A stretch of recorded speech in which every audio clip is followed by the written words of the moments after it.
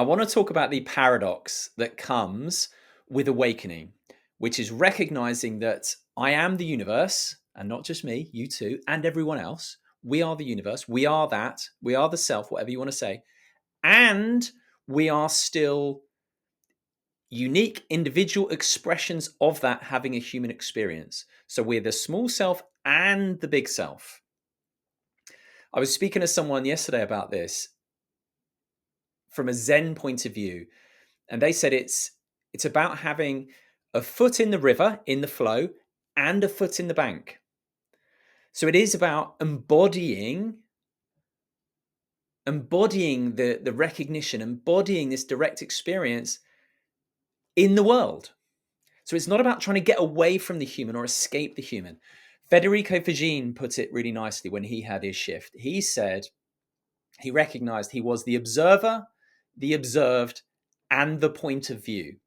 And I think that's a really lovely way of putting it. And that absolutely resonates with me.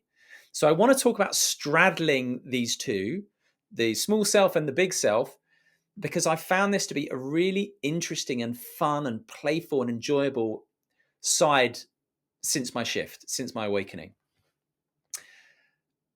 And just in terms of where I'm at, it's been nearly 4 weeks now, and which isn't long, right?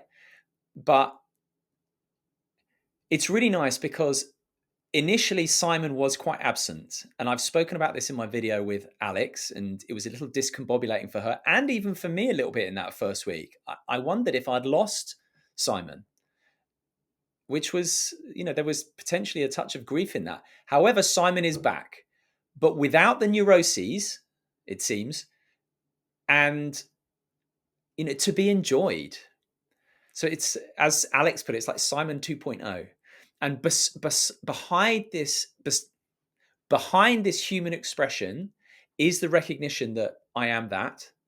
And so there is this calm, this sense of peace behind the human experience the whole time, which is really delicious. And then another side effect has absolutely been the open-heartedness, is that capacity to be really open-hearted with my wife, my kids, my coaching clients, my family, my friends, but particularly, let's say, with my wife and my kids, to be completely open-hearted with them, completely loving, without needing them to be a certain way back. So I can be loving without agenda. And how many of us love in that way before a shift like this? Most relationships have an element of codependency. It's almost unavoidable. I'm going to love you like this, but you better treat me the same back. This is that kind of unwritten contract in most dynamics. So to be able to love without needing people to be a certain way, that is a really beautiful thing, because we recognize we are love, and also it's healing for the people we are like that with. So that's a really lovely side. But as I said, the human side, Simon is back, and I'm pleased about that, because I want to have a human experience. I'm having a human experience, and I want to enjoy having a human experience. And so I think a lot of people are drawn to awakening and enlightenment, say, as a way to get rid of their small self, as a way to shun that human expression. There's often a bit of self-loathing or a desire or a resistance to facing our shadow, to facing our patterns, to facing how we abandon ourselves. And to me, that doesn't work. I over the last 13 years, doing the work of learning to love myself, not in an egotistical way, but in terms of not abandoning myself, of being true to myself, of moving from my head to my heart, of speaking up for my own needs, even when it's hard, of putting up boundaries, all of that work, that has been the most important spiritual practice I've done. And it absolutely has laid the ground so that when the awakening happened, I feel like there's some really good foundations in place already, and I can enjoy the human experience even more.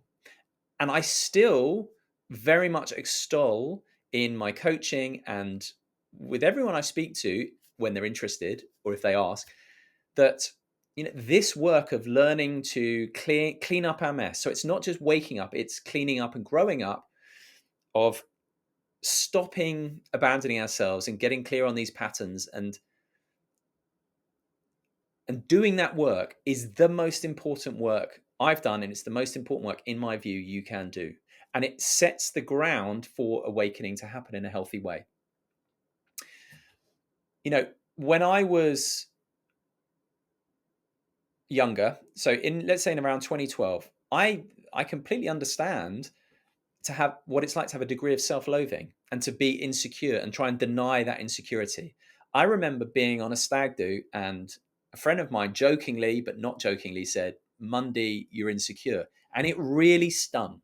And the reason it stung was because it was true, but I tried to deny it. And so I wanted to lash out at him. But really, he was just showing me where I was not free.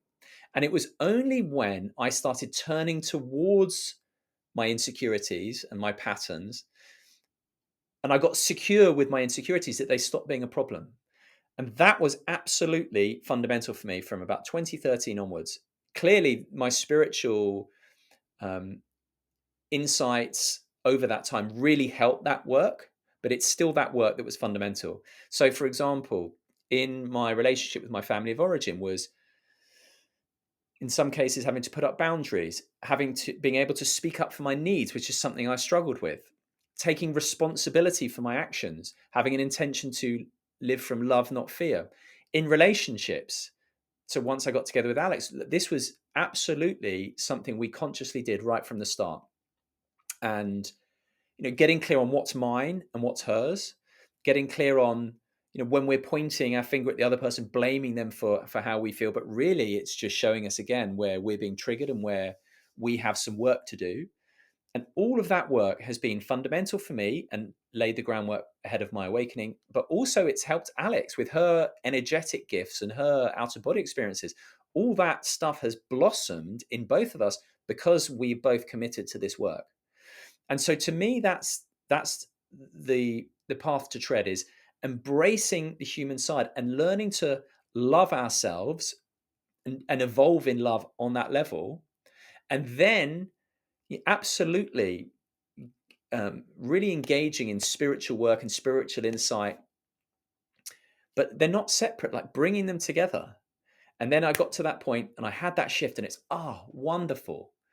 The open-heartedness, all the work I'd done before led me to that place. And then it's gone from being something conscious to do to effortless, it seems.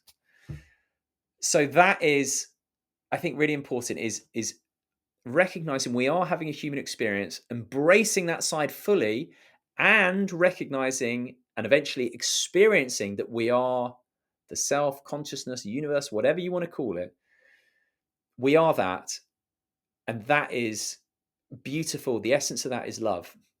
But it's having a foot in both camps. So do the work to clean up on the human side first. I really extol that. That is the essence of the coaching I do.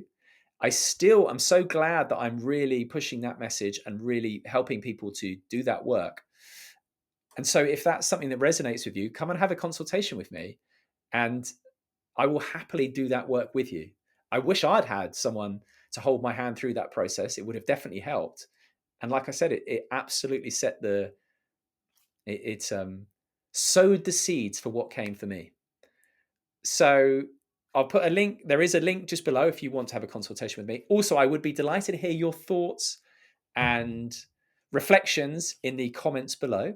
But for now, I will just say lots of love to you wherever you are in the world.